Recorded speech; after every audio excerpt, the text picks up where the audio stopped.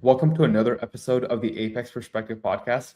Today I have with me Kunal Vaishnav, who is currently the co-founder and COO at Exxat. Now, beforehand, he started off as a programmer analyst, subsequently got into consulting, and later on became the co-founder of Exxat. So, Kunal, can we get started with your background and from your perspective, really what led you to become the co-founder of this company? Yeah, so thank you, Aaron. Appreciate you having me on the podcast. So I have a technical background, I would Mm-hmm. say. After graduating from USC with a master's in computer science, I got hired into a company called JD Edwards there, and it was mostly an ERP company based out of Denver. And I worked with them for about 4 years. Interesting fact, I sat in the same seat and worked with three different companies as JD Edwards went through multiple rounds of acquisitions from JD Edwards to PeopleSoft to then Oracle. So I was working mostly in the technical programming side, mostly in the middleware stack for them for the first 4 years. And then I got introduced to the consulting space by a friend. And I said, why don't we try out consulting at that point of time? So I was hired into Deloitte. And I started with that consulting mindset, um, mostly to understand what it is about to work in management consulting and Mm-hmm. how do you essentially go into a room and basically understand what stakeholders are looking for. um, what Deloitte also taught me is how do you ensure that you're able to make connections. I was a very introverted person to begin with, and so what Deloitte really forced me to do is come out of my shell and really understand how do you essentially present, have a point of view first of all, and then present a point of view to senior stakeholders within the company itself. Within Deloitte, I was my initial project was with a media company in Midwest, and then I got into projects with a couple of health plans out there, some major health plans, working with them on their modernizations, and especially with implementations of ACA law, figuring out how to move their claims engine into the modernized systems out there. Um, Mm-hmm. at that same point of time, my wife, Arti Vaishnav, who is the CEO of the company and the CEO of my life, she essentially was going to USC. And she used to actually work at USC in the health science campus in the Keck School of Medicine. And Mm-hmm. our daughter was going to a daycare. And one of those visits, she was picking up our daughter, my wife, and the administrator of the physical therapy program approached her and said, hey, we are having this issue with tracking student clinical placements in our DPT Mm-hmm. program. Could you design a database? You guys are designing databases for doctors and clinicians at USC. Can you do something similar for us? So Arti started to look into it. She did create a custom software for USC. And Mm-hmm. then both of us enrolled in our MBA program. She went ahead of me in the MBA. And as part of her marketing course, she actually did analysis of the space, because she already knew, going from USC DPT side of things, that there's a Mm-hmm. need for a clinical placement program. And when she Mm-hmm. started to do some research, she found out that, hey, we can probably create a product out of this. Mm-hmm. So she quit her job at USC a few years after that. We invested all our time and effort. I stayed on with Deloitte, Right. but then she quit her job and she invested her time and energy into Exxat. We launched our first go-to-market product in 2014 with Mm-hmm. about two schools in Southern California, and then in late 2016, early 2017, when the company was about to hit its, the first milestone from a revenue perspective, we wanted to add more fuel to the growth of the company. That's when we jointly decided to also invest in Exxat and have Mm-hmm. me transition over from Deloitte into Exxat. And that's how my journey with Exxat started. Excellent. And that's a really interesting story behind how that gap was identified through an approach to your wife. Now, as far as health science programs go, I'm not fully acquainted with it myself, and I'm sure many of my audience isn't. I'm curious as to from your perspective, what was the major issue as far as these that's managing these placements? Because I understand that was one of the bigger issues. Right, right. So I'll tell you what, health science education is a very niche kind of a space. To Yeah. give you an example, if I am enrolled in, let's say, a nursing degree, or I want to become a physical therapist in US, one of the main requirements from a course perspective is I actually have to go to a hospital and complete what's called a clinical rotation at a Hmm. hospital. You don't want to actually graduate with a doctorate degree or a nursing degree without having seen patients in hospitals there, similar to Right. the MD program, right? When if you're trying to become a doctor there. So a lot of these programs have many students who need to complete clinical rotations there, Hmm. and they needed some kind of an administrative software to manage Hmm. them, right?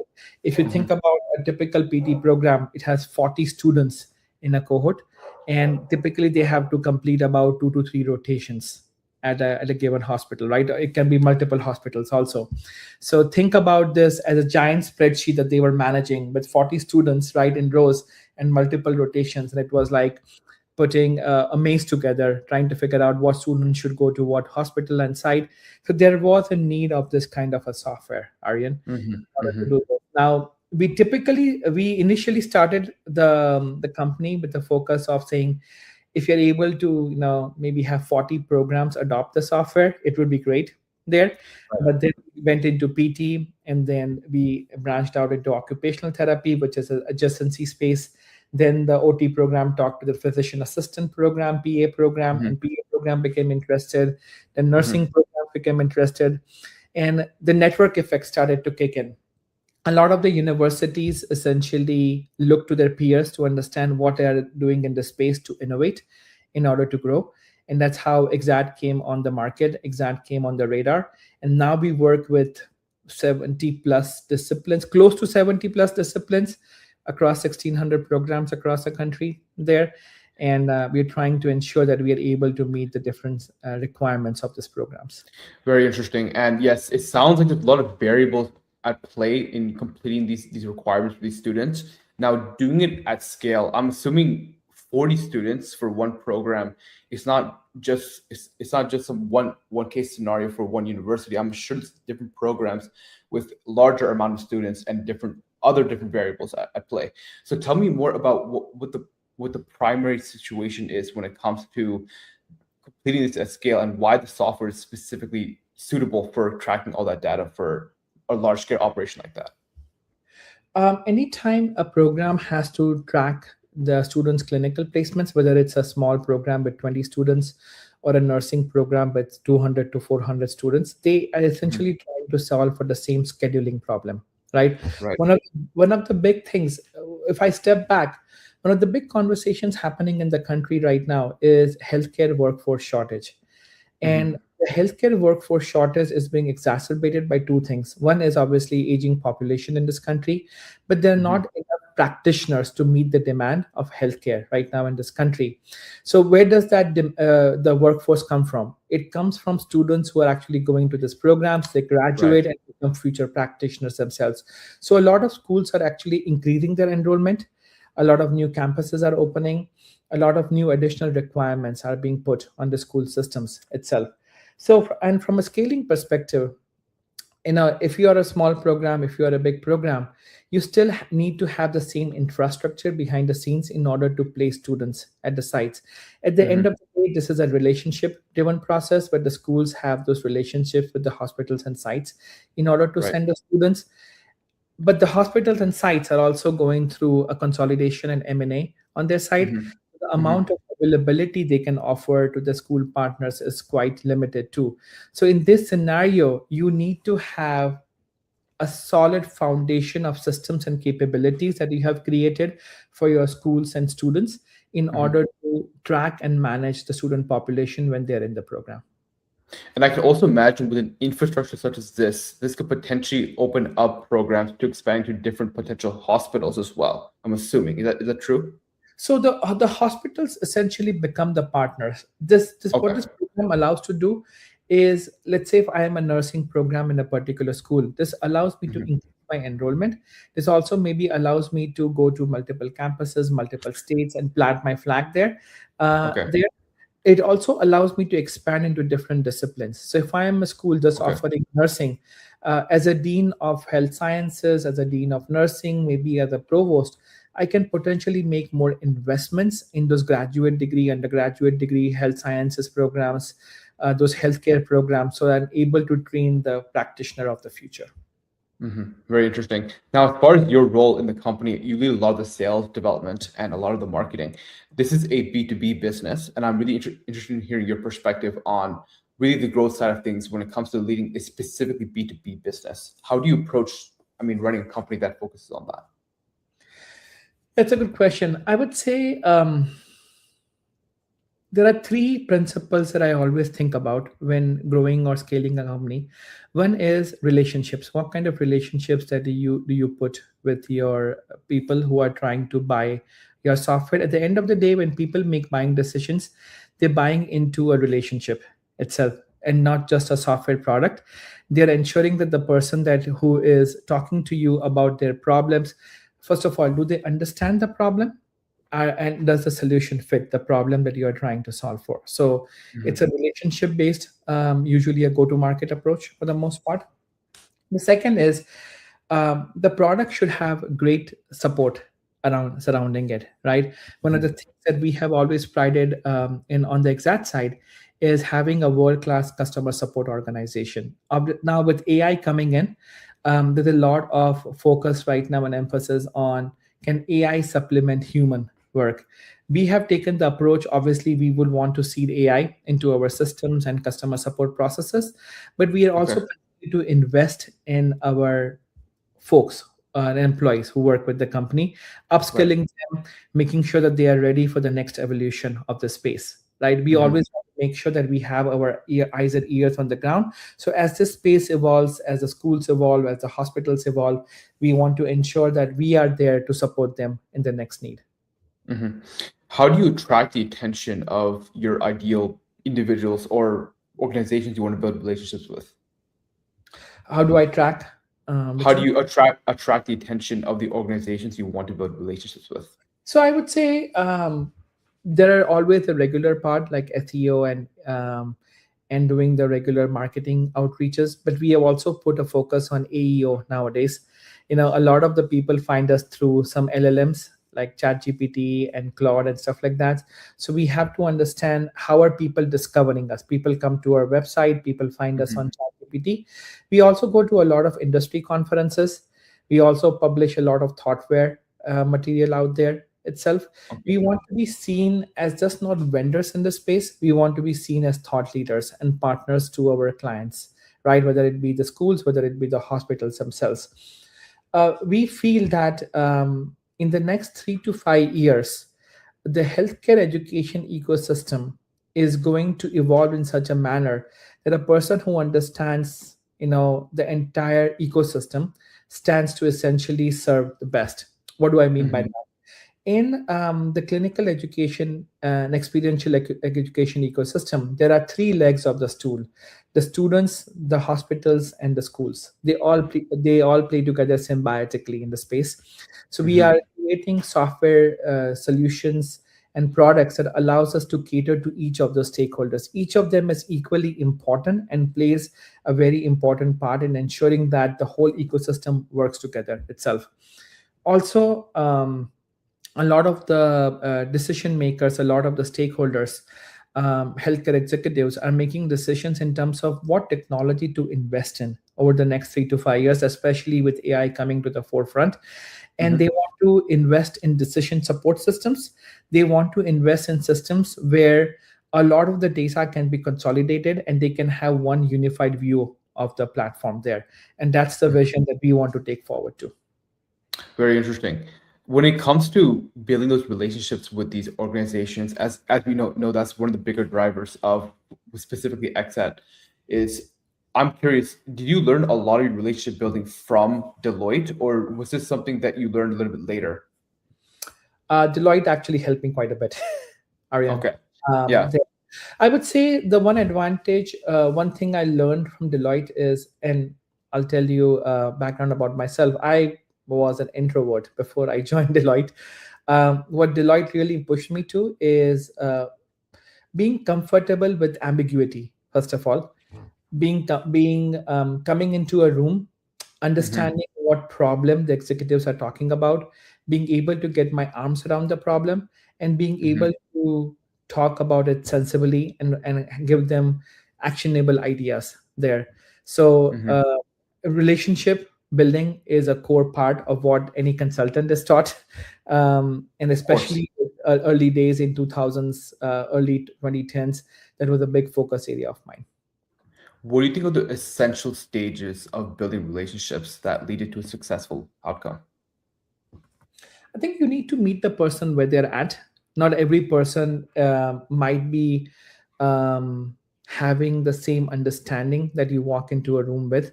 So, first Hmm. relationship is building trust, um, understanding what that person is looking for, what motivates that person, right? Hmm. What is the finding that key common driver, which is between you and that person, that Hmm. establishes rapport and trust. Once you establish that, being able to understand, hey, what problem is that person trying to solve for, and then being Hmm. able to basically go ahead and provide solutions which fit the problem that they are trying to solve for. A lot of the times, what I discovered is when I'm talking to executives or my customers, um, they might be framing a question to me, but the problem they're trying to solve for is completely different. So I Right. would say keep Interpreting. and yeah, keep asking the whys, right? Always ask why 3 times, right? So if Hmm. someone tells you, hey, this is the problem I'm trying to solve for, ask the first why. Well, why are you trying to solve a problem for? They will describe it to you. Then you say, okay, why is this really an issue, right? So keep asking the whys and whats. That way you're Love able to that.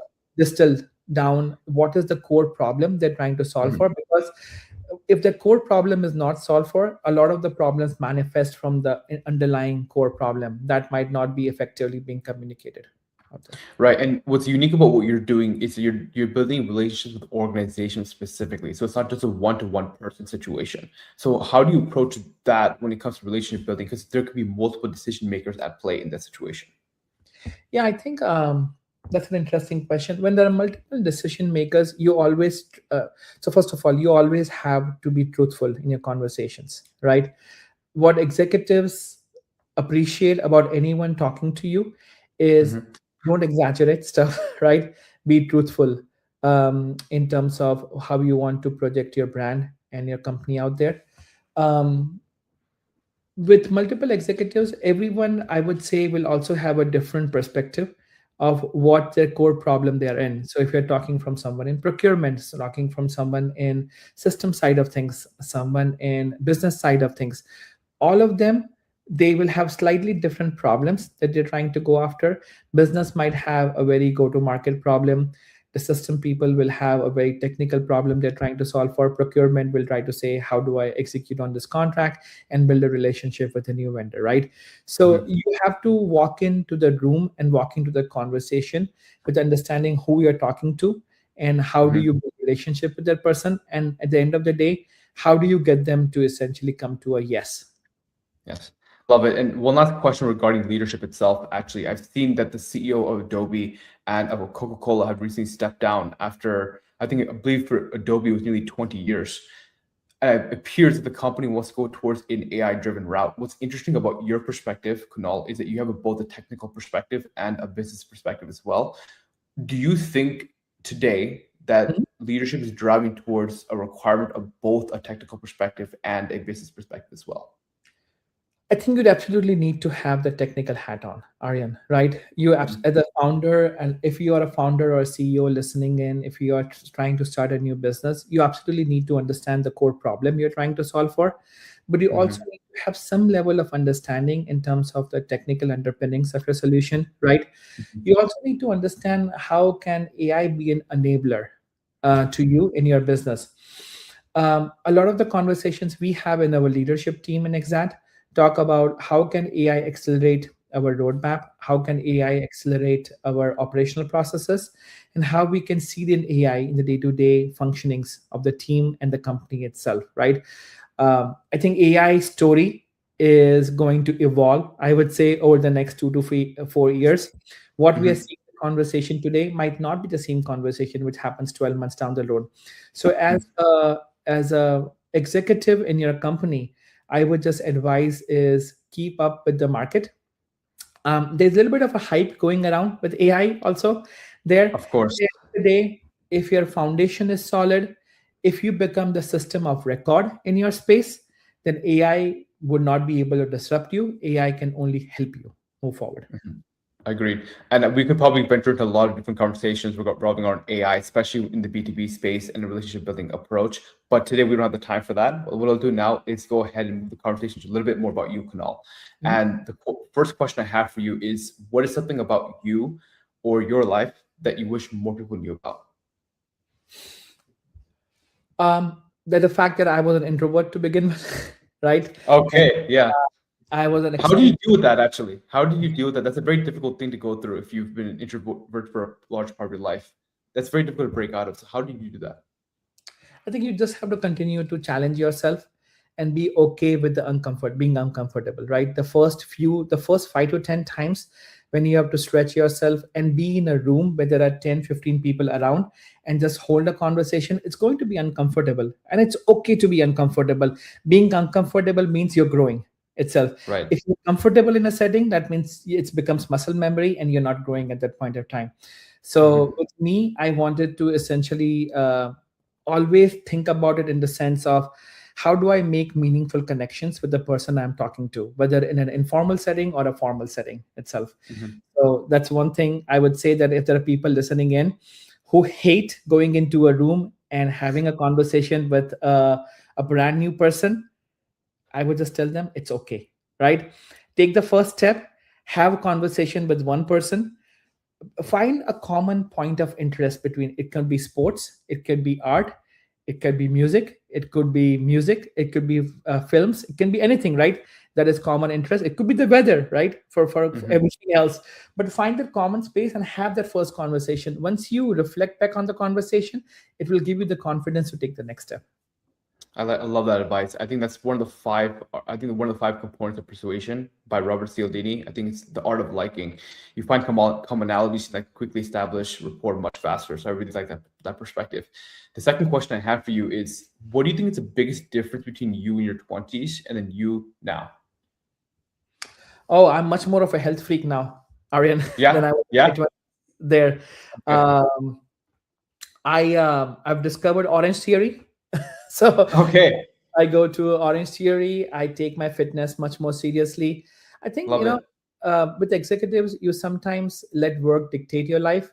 I have taken a focused approach over the last 2 years of dedicating at least an hour a day to focus on myself and my health, whether it be going to the gym or working with my trainer or just going with a walk with my Amazing. dog out there.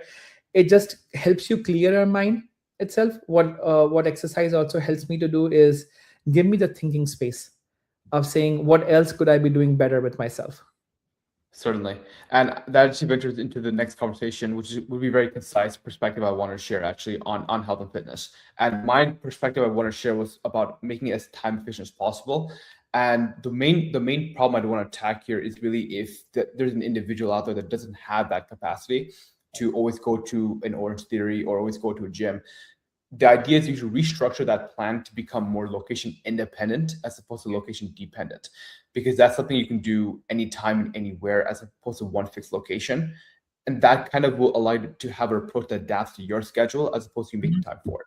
So I would recommend something like StepCom, because that's something you can do while Kunal and I are having this podcast right now. You can listen in and do the StepCom at the same time, or you can go to travel and essentially still be adhere to that process.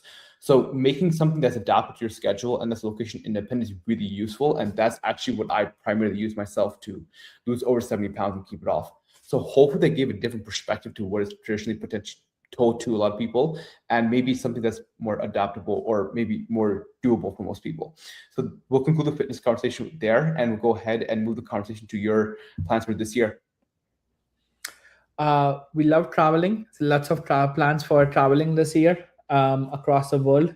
There, my daughter finished her grad semester from Europe and just came back.